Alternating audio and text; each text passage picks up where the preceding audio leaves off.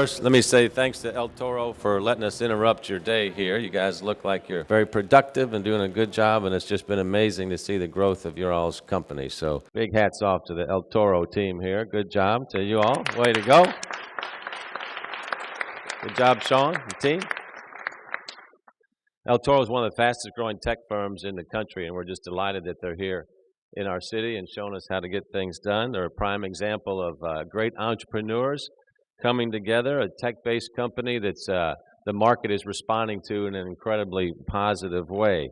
I've watched them develop over the years from just a few folks to a lot more than a few folks right now, and the response from the customers to what they do is the key thing, which is always very positive. So they're going to continue to grow in our city, so we're really proud of El Toro and the professionals that have helped develop this company, empower this company. You're going to be hearing from Sean here in a second. Kind of their insight to figuring out how to bring technology to solve a problem and continue to innovate on that is something that every company can learn from. So when we take a look at opportunities like this, and many opportunities in the city, what we obviously say is, how can we develop more people with more skills, specifically technology skills, so that we can embrace the opportunities we know about today, but also create entrepreneurial opportunities for tomorrow. Tech skills are the #1 workforce priority, not just in our city, but the entire country. When you talk to any city, anywhere in the United States, and when they talk about workforce development needs, it all comes to how can we scale our tech development more quickly. So it could be cybersecurity, general tech support skills. There's all kind of avenues you can get into when you get into the technology sphere, obviously. So we know that as a city. We work with our employers to make sure that we're pulling the right type of skills into them so that they have what they need to compete, not just for today, but for tomorrow as well. And we want to leap ahead. We just don't want to stay in place. So we're continually trying to scale our ability and the number of people that we have with tech skills here in our city. So that's why several years ago we created Code Louisville. And Code Louisville is a public-private partnership that has become a national model for teaching people digital skills and quickly preparing people from all walks of life for good paying jobs. You might recall this program had a real low profile visitor in 2015, and he helped us kind of get more attention to Code Louisville, and that was none other than the President of the United States at the time in 2015. President Barack Obama came to Louisville to showcase the Tech Hire initiative. Tech Hire was a national initiative to expand tech skills.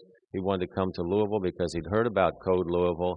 And when he came, the interest in Code Louisville from people that lived in this region just skyrocketed. So we went from like a wait list of 10 or 20 people to 450 people in the matter of just a couple of weeks after his visit. We've had a lot of people go through Code Louisville. We've had a lot of great people start it as well.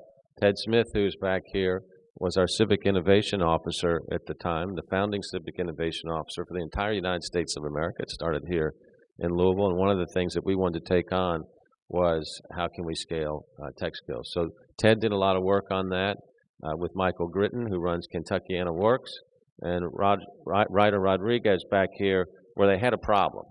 And they went down this way and said, that's not going to work. They went down another way. They said, that's not going to work either. But Ryder came up with this concept of using a treehouse as kind of our basic development platform. It was a free platform, and that ultimately led to the development of Code Louisville. So for all of you all and the great Code Louisville team, I say thank you guys very much for running now what is a national best practice. So good job to Code Louisville. Let's hear it for them.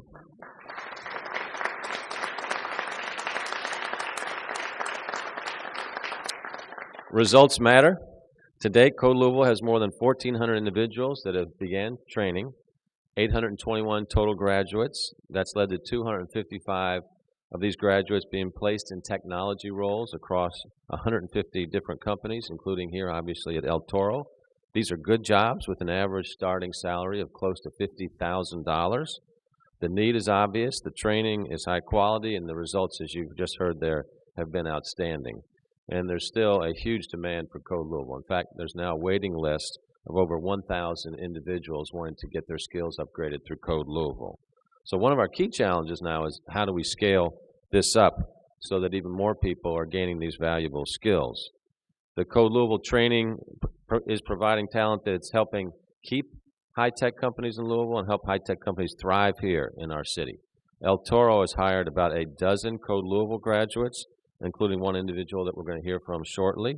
But I'd like to ask Sean Stafford, who's the co-founder of El Toro, to talk about how Code Louisville is helping El Toro keep pace with their booming business. Please welcome Sean.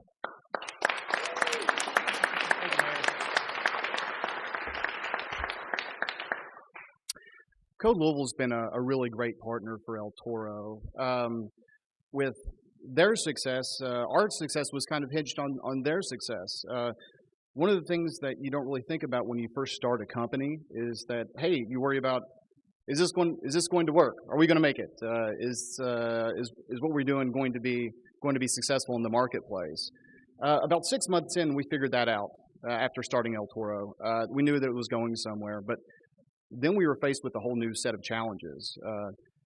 City of Louisville and other places in the South and Midwest aren't really known as a traditional tech city, right? And so you've kind of got the chicken and the egg paradigm. Like if there's no tech people, then there's no tech companies, and if there's no tech companies, then there's no tech people, right? So that was a problem that we faced. We said, yeah, things are growing. We're growing rapidly. We're still growing rapidly, but then we started needing development talent, and that's where Code Louisville comes in.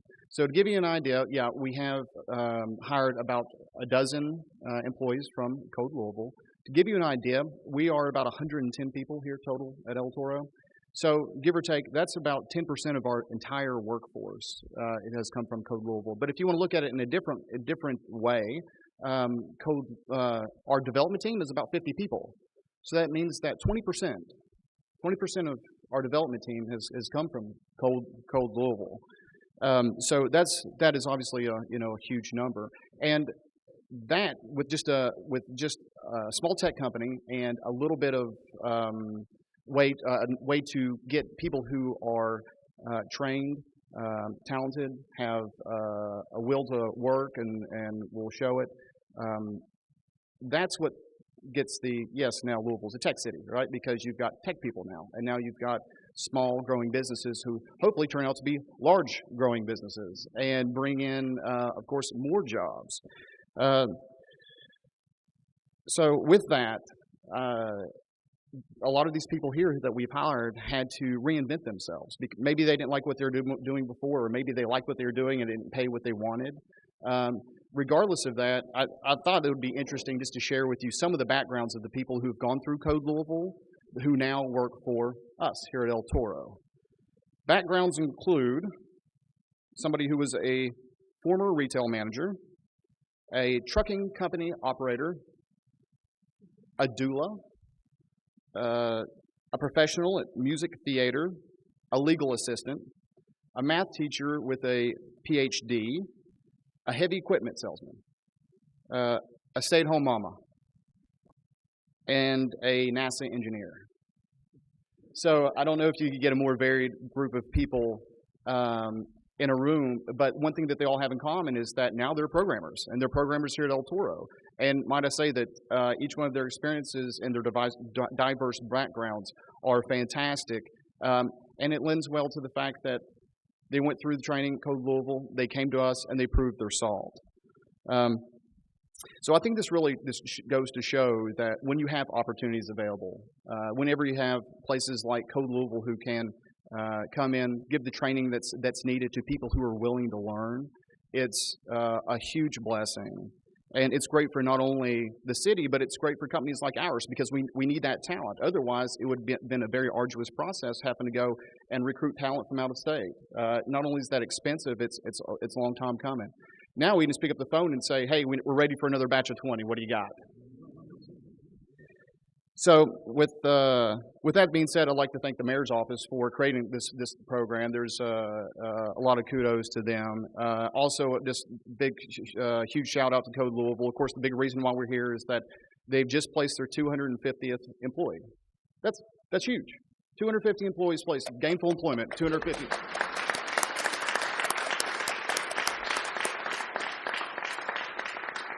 So as El Toro continues to expand and the city and the new tech companies that are here in the city start up and expand, Code Louisville is going to be a massive resource with a talent pool that's very obviously diverse, but also deep reaching. So thank you again to Code Louisville. Thanks for the mayor stopping by today, and we look forward to continually hiring more of your graduates. Thank you.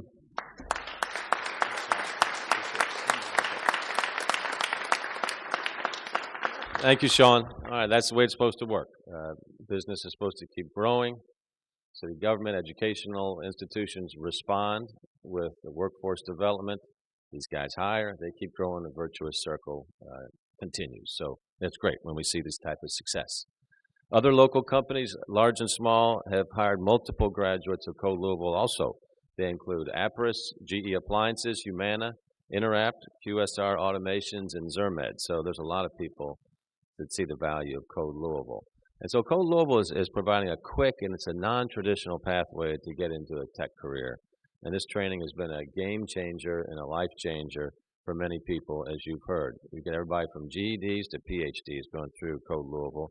And we're going to hear from two of the folks right now that have been through the Code Louisville experience. First up is Tony Thigpen. Tony has had several jobs, including as a lab technician, but was hungry for something different, and he felt like he could do something more. And now, since completing Code Louisville, Tony is a software engineer at Altour, the global travel company. So please welcome Tony Thigpen.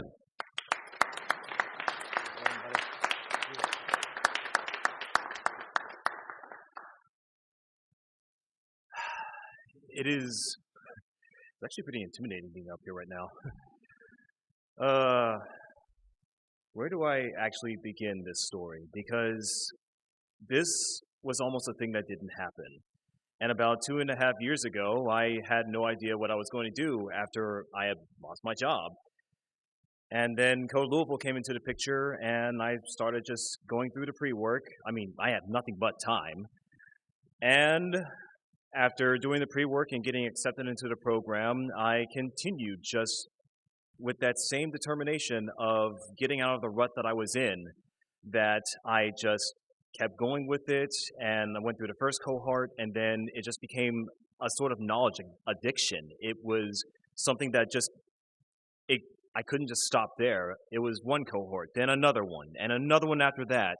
And then soon it was like 2 other cohorts. And then eventually it came to a point where I had such a overload in my mind that it had to get out. And what better way than to actually start mentoring and just sharing that knowledge with others. And Code Louisville's mentorship program is practically all volunteer. And it's one of those things where if you have the passion for it, then you are going to be one of the great ones. And you are more or less responsible for helping a lot of other people that used to be in your position just find a job and navigate their way through the tech industry. And just being in a position where you know that you are not solely responsible, there was help, that you are responsible for someone getting a job in the city and someone excelling at that job in the city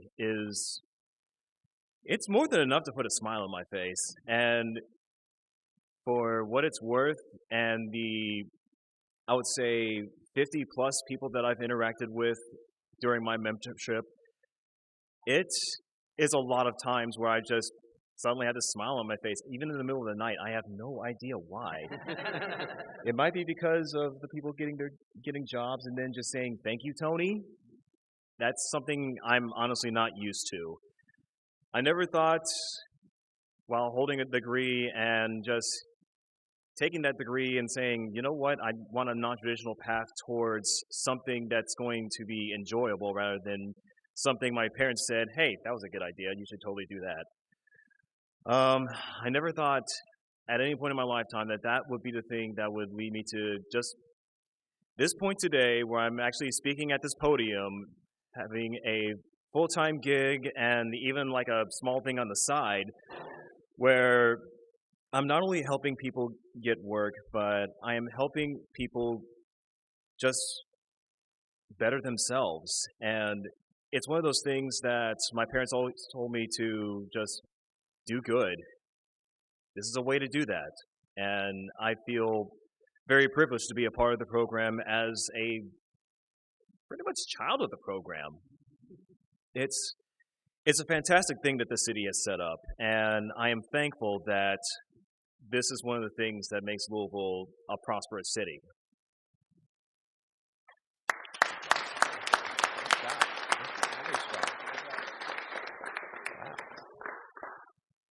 A knowledge addiction.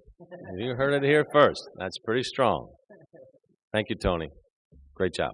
And a wonderful example of somebody giving back as well. And that's how the mentors come about from Code Louisville. Right now there's 42 mentors with the current cohort at Code Louisville. So people are just paying it forward. We appreciate that. Next up is someone who made the transition from being a stay-at-home mom to Code Louisville to working here at El Toro as a DevOps engineer. I'd like to introduce Tina Maddox to tell us more about her story and success. Tina?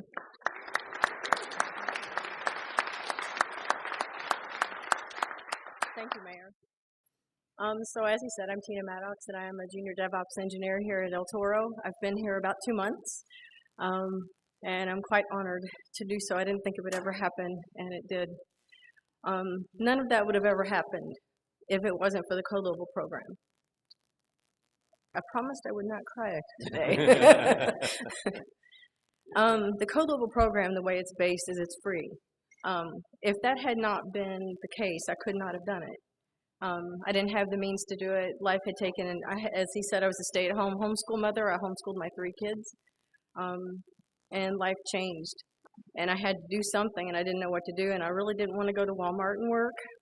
I've done that before, but I didn't know what to do, but this came about, and my mother was extremely relentless and said, you need to do this. You like computers. And I'm like, but I don't have any background in that. I've, only made flyers. So I had no idea what programming was. And, but because of my mother, and I honored her wishes, I signed up. Like Tony said, it is an addiction. You start doing the classes, and the way the program's set up, you can study at your own time, which, real life is going on. You have things to take care of. And so in the middle of the night worked. So I stayed up many times, super late, and maybe sometimes no sleep at all. But, when you get in it and you start studying, you start solving problems, and you learn how to do those things, it's an insatiable hunger where you need to keep doing more and more and more. The support within the Code Louisville community is huge. It opened my world. It changed my life. It was a catapulting element that opened the world to me, that I thought I already knew what it was like to help and solve problems in the community and meet needs, until I got into doing this. And then I realized that there's so much more out here. The community is diverse. The support is amazing. The Treehouse basis, the platform that they teach the lessons with, even that community is an extension of what it's like here in our community.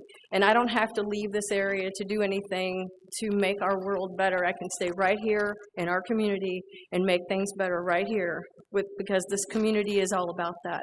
And that's what I think is an absolute benefit, a big benefit I didn't expect. I thought I was going to learn some skills and then get out there and try to beat the pavement, try to find a job. But that's not been the case. It's anyone can do this. The support is there, and it doesn't matter if you have tech in your background.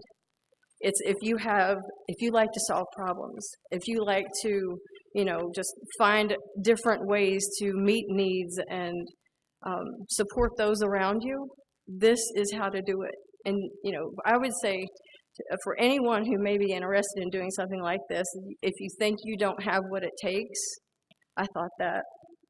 And it's not true. If you have it within you, you can do it. You can set your mind to it and just keep pursuing. Be insatiable about that and keep pressing until you actually meet those goals. And don't ever set a cap.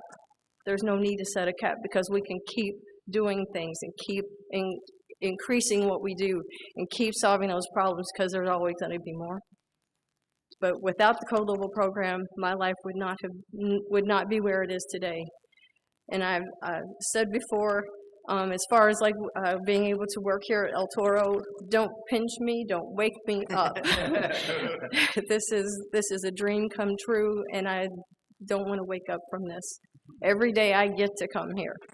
It's a gift, and I get to learn new things. I'm challenged every day. I bang my head constantly, and I'm learning to ask the right questions, and eventually I'll get there.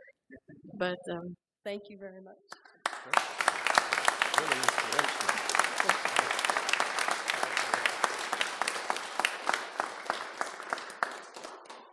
All right. So when if everybody says, is city government doing anything? Ask them to talk to Tina and Tony.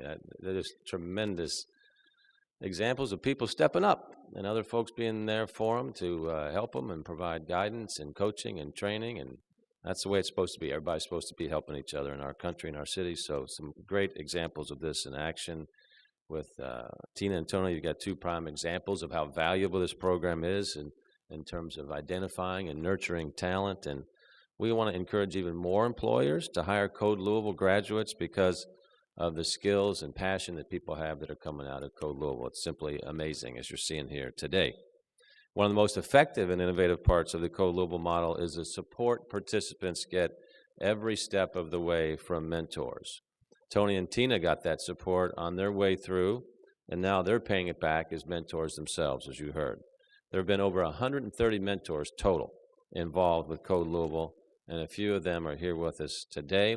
If our mentors would raise their hands, please identify yourself so we can say thank you to you guys.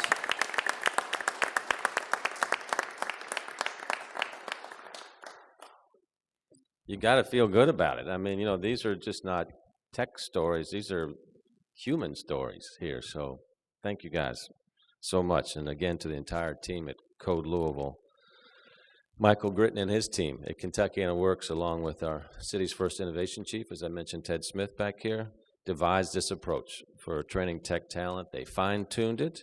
They landed a big federal grant and created this highly successful, now nationally recognized program. So, Michael Gritton, if you would share a few more thoughts on that, we'd appreciate it. Michael Gritton. I just want to tell two quick stories. One, I want to give some credit to the mayor and the kind of environment that he creates for people like us at Kentuckiana Works to work in. I've told the mayor before, it took us a year into his administration to really figure out the way he expected innovation to be developed inside city government was not for us to wait until we had the solution completely figured out, or we had waited for some other city to figure it out and then teach it to us. His philosophy was, if you think you've got 60 or 70% of this figured out, jump in the pool and start to swim, track the data, see what happens, and go from there. And the person in his administration that worked with us to teach us that method of developing innovation was Ted Smith. So I want to make a big thank you to Ted and to the mayor, because the first time we tried Code Louisville, we tried something that took a year and produced about 5 or 6 people that were trained up and ready to go to work in technology. And that was the critical moment where he could have booted me out the door and told me, forget it, that's not the right approach. But to his great credit, he said, look, I see what you're doing, I see the effort, but we've got to figure out a way to 10x this solution. Let's go back to the drawing board and see what else we can figure out. So I want to give you credit, because that environment is the environment that all of us now feel like we work in. We have adopted at Kentuckiana Works the idea of relentless experimentation, specifically because of what you've taught us and Ted taught us about how to generate that sort of innovation. And then what I want people to understand about Tony and Tina and mentors, I just want to make sure the press understands how this works. Treehouse is a company from Portland that has developed this incredible online curriculum to teach people how to do software coding. But what we developed from the beginning, and this is where Ted and Ryder Rodriguez deserve all the credit, we wanted to not just give people online curriculum, but match them up with people from the technology community who could help guide them as they were going through that curriculum, so they wouldn't feel alone. Even if they were staying up late at night, as Tony and Tina were describing, they would feel like they were making a connection. So when the mayor is describing to you that we've had over 130 mentors in this program, mentors are people who volunteer to come back for a 12-week period. They come back once a week for 12 weeks. They work with a group of 10 to 15 students, just like Tony and Tina, and they do it completely for free. So part of what we've created and what's special about Code Louisville is we now have this vibration and feel among tech leaders, among tech practitioners, that they're not just growing the first generation, but giving back to bring along people. So when Tony and Tina are saying they're now mentors, and we have other people standing behind us who've done that, they're coming to class week after week at zero, with us paying them zero, just because they love creating a bigger, broader tech community in Louisville. It's really inspiring. So again, I thank most of the people behind me. The Code Louisville team is behind us, but we really are thrilled about this program.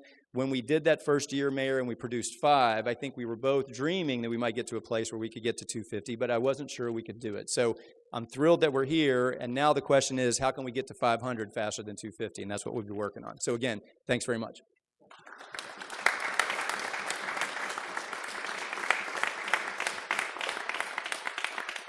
All right, so I just want to thank everybody that's been involved, the whole Code Louisville team, our mentors, all the graduates that are here. El Toro, thank you, Sean, for hosting us here today, and keep up the good work at this firm.